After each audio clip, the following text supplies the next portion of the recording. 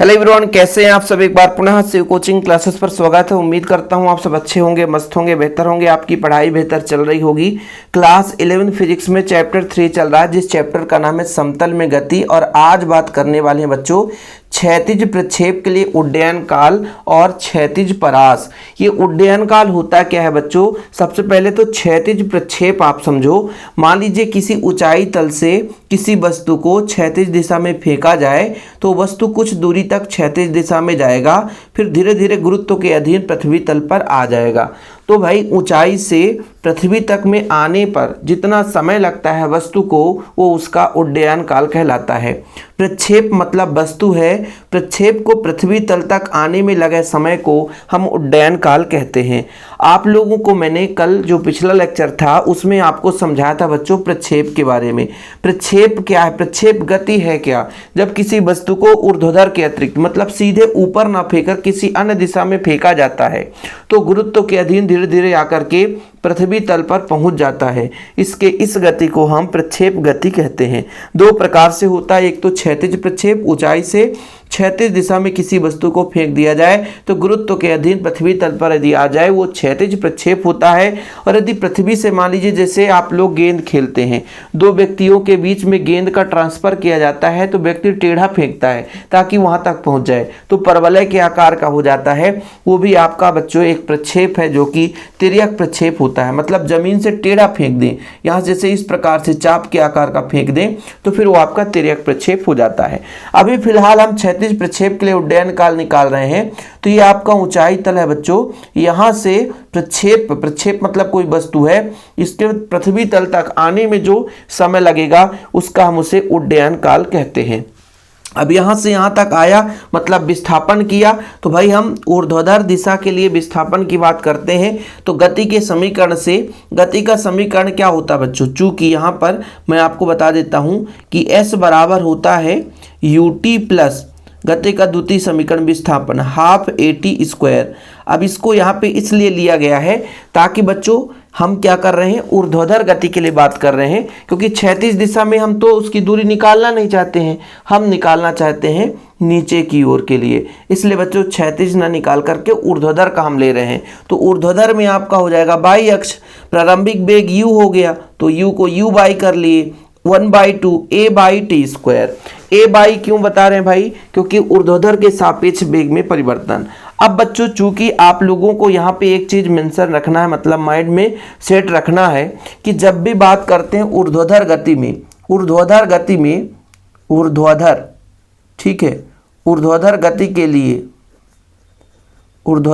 के लिए जो आपका ऊर्ध्वाधर में वेग है बच्चों वो शून्य होगा। क्यों, क्योंकि जब हम स्टार्टिंग में वस्तु को फेंकते हैं तो क्षैतिज दिशा में फेंकते हैं, तो ऊर्ध्वाधर वेग यहाँ पर शून्य होगा बच्चों, ये नोट कर लेना आप लोग। तथा चूंकि ये वस्तु नीचे की ओर भी आ रहा है इसलिए इसमें त्वरण उत्पन्न होगा। यदि हम त्वरण की बात करें बच्चों तो त्वरण क्या होगा, पृथ्वी तल की ओर आ रहा है, जब पृथ्वी तल की ओर आता है तो त्वरण क्या होता है, धनात्मक होता है। वस्तु को हम पृथ्वी तल से ऊंचाई की ओर ले जाएं तो त्वरण ऋणात्मक होगा, लेकिन यदि किसी वस्तु को ऊपर से नीचे गिराया जाए तो पृथ्वी के जितना समीप आएगा वेग में परिवर्तन होगा, त्वरण होगा, तो वो त्वरण धनात्मक होगा। फिर से समझिएगा बच्चों, चूंकि वस्तु ऊपर से नीचे की ओर आ रहा है, पृथ्वी की ओर आ रहा है, तो यहाँ पर त्वरण क्या होगा, धनात्मक होगा। तो यहाँ पर a बाई का मान g होगा। त्वरण ऋणात्मक कब होता है, बच्चों, जब मान लीजिए किसी वस्तु को ऊपर की ओर फेंका जाए, पृथ्वी से दूर ले जाया जाए तो त्वरण ऋणात्मक हो जाता है। तो ये दो चीज आपने समझ लिया। अब यहाँ पर तथा उड्डयन काल कैपिटल T मान के चलते हैं। उड्डयन काल आपका कैपिटल T है, यानी समय जो है उड्डयन काल है। अब यहाँ पे वैल्यू पुट कर दें, सिंपल तरीके से आपका आ जाएगा बच्चों। उड्डयन काल के साथ साथ क्षैतिज परास भी देखना है इसी लेक्चर में, ध्यान रखना है।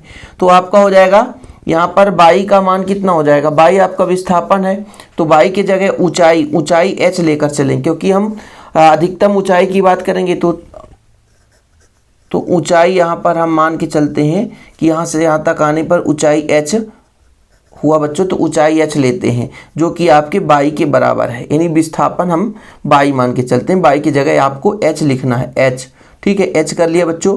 यू बाई का मान 0 है तो 0 गुणे टी हो जाएगा, प्लस हो जाएगा 1/2 ए बाई की जगह जी और टी की जगह कैपिटल टी स्क्वायर। अब यहाँ पर 0 हो जाएगा, कोई मतलब है नहीं, तो h बराबर आपका हो गया 1/2 जी टी स्क्वायर।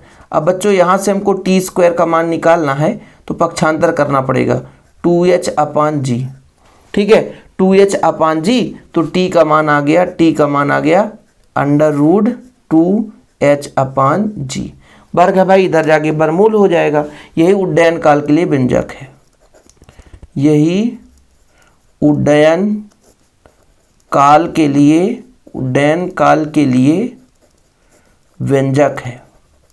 ठीक है, यही उड्डयन काल के लिए व्यंजक है। सफिशिएंट बच्चों, उड्डयन काल का तो काम खत्म हो गया। अब बात करते हैं क्षैतिज परास। क्षैतिज परास होता क्या है कि मान लीजिए यहाँ से यहाँ तक आने में जो समय लगा उड्डयन काल हुआ। अब इसी उड्डयन काल में जितना दूरी तय करता है उसका क्षैतिज परास है, कुछ भी नहीं। कि प्रक्षेप द्वारा उड्डयन काल में तय की गई दूरी, अधिकतम क्षैतिज दूरी को उसका हम उसके क्षैतिज परास कहते हैं बच्चों। ठीक है, यानी उड्डयन काल में अधिकतम तय की गई दूरी जो है वो आपका क्षैतिज परास कहलाता है। तो चलिए भैया अब इसका परिभाषा थोड़ा सा लिख लीजिए। क्षैतिज परास का, प्रक्षेप द्वारा उड्डयन काल में तय की गई अधिकतम दूरी को क्षैतिज परास कहते हैं। मान लीजिए आपका प्रक्षेप है, यहाँ से वस्तु को फेंका जाता है तो क्षैतिज दिशा में कितनी अधिकतम दूरी तय करती है बच्चों, उसका हम क्षैतिज परास कहते हैं। परास का मतलब होता है बच्चों दूरी, और यहाँ पर जो दूरी का सूत्र होता है, ये दूरी r बराबर होता है वेग गुणे समय। समय मतलब उड्डयन काल। और बच्चों ये u आपका रहेगा, t का मान है √ आप लोगों ने पढ़ा है कि 2h अपान जी, इसके पहले आपने निकाला ही है। ठीक है, यानी r बराबर आपका आ गया, यही है क्षैतिज परास, u √2h अपान जी, 2h अपान जी, यही क्षैतिज परास के लिए व्यंजक है। यही बच्चों क्षैतिज परास, यही क्षैतिज परास, यही क्षैतिज परास के लिए व्यंजक है। ठीक है बच्चों, ये चीज़ क्लियर हो गया। तो क्षैतिज परास कुछ है ही नहीं है, परास मतलब दूरी है, सिंपल है कि प्रक्षेप द्वारा उड्डयन काल में तय की गई अधिकतम क्षैतिज दूरी को। ठीक है, यहाँ पर आप लिख सकते हैं अधिकतम क्षैतिज दूरी को बच्चों। ठीक है, ये क्षैतिज दूरी कहने का तात्पर्य है कि यहाँ से यहाँ तक की दूरी, या यहाँ से मतलब यहाँ कितना दूरी जा रहा है तो केवल क्षैतिज लेंगे, ये टेढ़ा दूरी नहीं मानेंगे। ओके, तो क्षैतिज परास आपको क्लियर हो गया। उड्डयन काल भी क्लियर हो गया कि भाई हमने किसी ऊंचाई तल से किसी वस्तु को फेंका तो पृथ्वी तल तक आने में जो समय लगा उसे उसका उड्डयन काल कहते हैं। ठीक है, और उड्डयन काल जो समय है उस समय में कितना दूरी तय कर लिया, क्षैतिज दूरी, वो आपका क्षैतिज परास कहलाता है। उम्मीद करता हूँ क्लियर हो गया होगा बच्चों। यदि आपको इसका नोट्स चाहिए फिजिक्स का तो मेरा पर्सनल नंबर है, नोट कर सकते हैं 96 85 29 91 49। ये मेरा पर्सनल नंबर है शिव कोचिंग क्लासेस का। आप लोग इसमें व्हाट्सअप करके सारी जानकारी ले सकते हैं, प्रॉपर रूप से तैयारी कर सकते हैं। फिलहाल अभी के लिए इतना ही। जय हिंद, वंदे मातरम।